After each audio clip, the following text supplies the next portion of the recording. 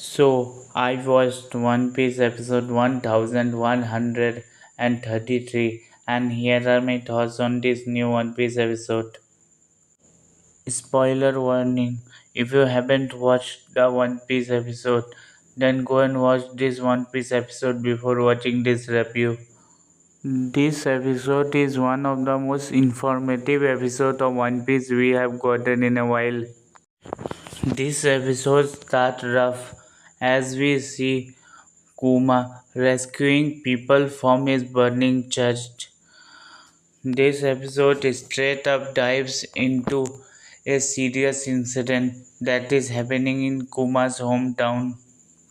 As the evil king, which previously tried to kill the entire old population of his kingdom, tries again to kill them and manages to injure many more people in the process. Kuma tries to save as many people as possible, even when other people are telling him that this is enough and he can't save any more people. One of the people that Kuma tries to save from the fire in the church was a mother. When the mother's daughter discovered that her mother was dead, she began to cry. This incident reminds Kuma of his past childhood and also he gets reminded of Guinea.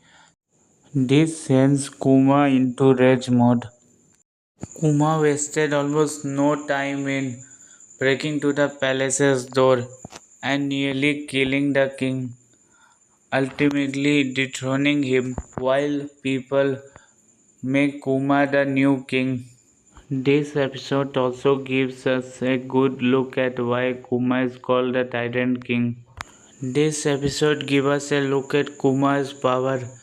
We see that he was strong enough to blow the entire castle up with only few minutes of activating the power, and also he destroyed 3 battleships within few minutes with his powers. This episode also shows us that how much innocent Kuma is. Even when he single-handedly dethroned the king, he still refuses to be the king and only is the figurehead king, while Bulldog, the original king, the former king of his kingdom, was the main ruler. After this, Saint Satan was notified about the new king. And that is pretty weird that he doesn't react on Kuma being the new king. Bonnie's power reveal is very mysterious and interesting since it happened out of nowhere. I cannot begin to imagine Kuma's confusion. I mean, his daughter has been with him since day one, and he never let her eat a devil fruit. And how she gained one is a mystery to anyone. It was very interesting to see how many islands Kuma traveled to find a cure for Bonnie. Actually, it was pretty refreshing to see Dragon talk and interact with others instead of just discussing something serious and being serious all the time. The most interesting part of this episode is the interaction between Vegapunk and Kuma, because when they tried to talk about the Buccaneer and what is their crime, what is the reason the Buccaneers are so different from the others. Vegapunk froze at that question because he doesn't want to answer it because it might make him at odds with the world government. But he also want to answer Kuma's question since he is Dragon's friend. But when Vegapunk tries to explain this to Kuma, the scene cuts out. It is like the anime doesn't want us to know about what is wrong with Kuma because the conversation shifted from Kuma's race to clones. I don't know how this conversation slip up like that, but the anime is hiding something.